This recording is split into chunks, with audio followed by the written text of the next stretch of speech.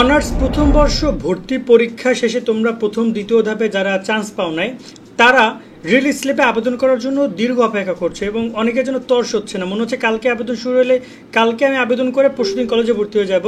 But honestly যদি বলতে চাই এটা এতটা ইজি না, তোমাকে একটু ধৈর্য ধারণ করতে হবে ভাইয়া, প্লিজ বোঝো আগে বিষয়টা। জাতীয় বিশ্ববিদ্যালয়ে এই রিলিজ স্লিপের আবেদন কবে শুরু হবে এবং এটা গুরুত্বপূর্ণ টিপস শেয়ার করবো যাতে তোমরা ইনশাল্লাহ প্রথম রিলিজ স্লিপের জন্য কলেজটা পাও। দেখো, অনেক শিক্ষার্থী রয়েছে জাতীয় বিশ্ববিদ্যালয়ের অধীনে, হয়তো অনেক না, খুবই কম, বেশিরভাগ শিক্ষার্থী প্রথম দ্বিতীয় ধাপে চান্স পেয়ে গেছে।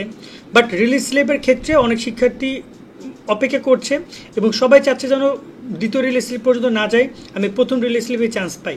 জাতীয় বিশ্ববিদ্যালয়ে এবার যে সকল শিক্ষার্থীরা পাশ করছে আর যত আসন সংখ্যা রয়েছে সেটা হচ্ছে টাই, মানে একদম হচ্ছে সমানে সমান। পাশও করছে যেমন 4,60,000, আবার আসন আছে 4,40,000। 20,000 শিক্ষার্থী ধরুন এদিক ওদিক ভর্তি হয়েছে, 7 কলেজে ভর্তি হবে, 20,000 ফাঁকা আছে বা ওটা বাদ দেয়। এখন কথা হচ্ছে যে এই রিলিজ স্লিপের আবেদনটা কবে শুরু হবে। তোমরা যেন এর আগে কিন্তু একটা কোটার আবেদন চলবে, এটা অনেকে বলছে না, তোমরা অনেকে কনফিউজ হচ্ছ। কোটার একটা আবেদন রয়েছে, বাট কোটার আবেদন বলতে কোটার ভর্তি রয়েছে, কোটার রেজাল্ট দিবে, সেই ভর্তি কার্যক্রম চলবে, এটা জাতীয় বিশ্ববিদ্যালয় কন্টিনিউ করবে। তবে এটা কোটার প্রসেসটা খুব বড় করবে না, খুব অল্প দিনের মধ্যে সম্পন্ন করবে। যেমন প্রথম মেধা তালিকায় দ্বিতীয় মেধা তালিকায় যেমন সময় দিয়েছে, কোটা মেধা তালিকার ক্ষেত্রে অত সময় তারা দিবে না, ঠিক আছে। এরপর শুরু করবে তার রিলিজ স্লিপের আবেদন। রিলিজ স্লিপে তোমরা 5টা কলেজে অ্যাপ্লাই করতে পারবা, একাধিক সাবজেক্টে অ্যাপ্লাই করতে পারবা। নর্মালি আমরা দেখতে পাই 3টা সাবজেক্টে অ্যাপ্লাই করা যায়, মানে তুমি 5টা সাবজেক্টে 3টা করে সাবজেক্ট অ্যাপ্লাই করতে পারবা। তার মানে তুমি টোটাল 15টা সাবজেক্ট অ্যাপ্লাই করতে পারবা 5টা কলেজের অধীনে। এটা কিন্তু অনেক, 15টা সাবজেক্ট 5টা কলেজের অধীনে, প্রত্যেকটা কলেজে 3টা করে সাবজেক্ট যদি তুমি অ্যাপ্লাই করতে পারো, এটা কম বেশি হইতে পারে। রিলিজ স্লিপের পুরো বিষয়টা তারা তো জাতীয় বিশ্ববিদ্যালয় ভর্তি বিজ্ঞপ্তিতে এখনও বলে নাই, বাট যখন আবেদন শুরু হবে তখন তারা বলে দিবে। সো তোমরা এখন যে সরকারি বেসরকারি মিলিয়ে কিন্তু অ্যাপ্লাই করতে পারবে, এখানে কোনো রিকমেন্ডেশন নাই যে তুমি শুধু সরকারিতে পারবে, শুধু বেসরকারিতে পারবা, বা তুমি এত কলেজে পারবে, এত কলেজে পারবে না। তবে এই জায়গায় তোমরা ট্রাই করবে ম্যাক্সিমাম জায়গায় সরকারি কলেজগুলোতে আসন সংখ্যা যখন তোমরা আবেদন করবা তার সামনে কোন কলেজে কোন সাবজেক্টে কয়টা আসন ফাঁকা আছে সেই সংখ্যাটা দেখাবে, যেমন 20টা 30টা, মূলত এরকমই থাকবে, 20 30 40 এরকমের, মানে সংখ্যাগুলো কম থাকবে। সরকারিতে আরও কম থাকতে পারে, বেসরকারিতে একটু বেশি থাকতে পারে।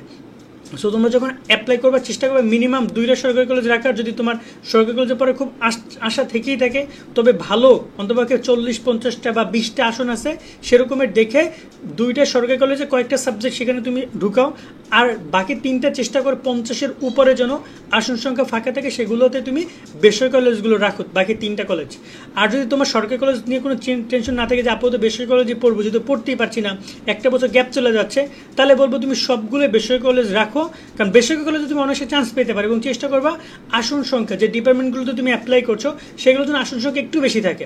কারণ তুমি যদি আবেদন করছো, তুমি তো একা আবেদন সেখানে করবে না, সেখানে আরও দেখা যায় যে 200-300 স্টুডেন্ট করবে, সেখান থেকে তোমাকে তারা কেন নিবে। তো এই ক্ষেত্রে বুঝে শুনে আবেদনটা করো।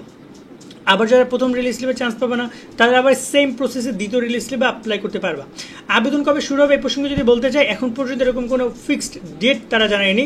তবে এই যে প্রথম দ্বিতীয় মেধা তালিকা এবং কোটা মেধা তালিকা শেষ করে যতটুকু আমরা শুনেছি আগস্টের শেষ সপ্তাহে তারা এই আবেদনটা শুরু করবে। সো এই আবেদনটা তোমাদের বেশি দিন চলবে না, ধরুন 2 দিন বা 3 দিন আবেদন করার টাইম দিবে, তারপর আবার 2 দিন 3 দিনের মধ্যে রেজাল্ট দিয়ে দিবে। খুব দ্রুত এখন কাজগুলো খুব দ্রুত করবে, কারণ তোমাদের তো অলরেডি কিন্তু ক্লাস প্রায় 10 দিনের মতো হয়ে গেছে ক্লাস, সামনে আরও নতুন সিলেবাস দিচ্ছে, সেগুলো ক্লাস পাবা। সো একটু ধৈর্য ধারণ করো এবং তোমরা ওই আগস্টের শেষ সপ্তাহে আবেদন করো। বাট এখনই টুকটাক কলেজ সম্পর্কে খোঁজখবর নাও যে আমি কোথায় কোথায় আবেদন করতে পারি। ঢাকার মধ্যে সরকারি কলেজ নাই, সেক্ষেত্রে কোন কোন বেসরকারি কলেজে খরচ কেমন, কারণ এখানে অনেক শিক্ষার্থী পড়ালেখা করে ভর্তি হয় জোশ নিয়ে যে আমি পড়বো, পর দেখা যায় কলেজের যে খরচ মেনটেন করতে পারে না। সিম্পল কথা বলি যে তেজগাঁও কলেজে আমি পড়ছি, 1500 টাকা বেতন, বছরে প্রায় 18,000 টাকা বেতনই দেওয়া লাগবে ওদেরকে, বছরে 18,000 টাকা বেতনই দেওয়া লাগে। তারপর তো আরও অনেক ফিটি আছে, এটা ওটা। আবার দেখা যায় যে সিটি কলেজ আছে, এইসব জায়গায় অনেক খরচ আছে, তুমি বুঝতে শুনে ভর্তি হইও। আজকের মতো এখানে ভিডিওটা শেষ করছি। সকলে অনেক অনেক ভালো থাকবে, আল্লাহ হাফেজ।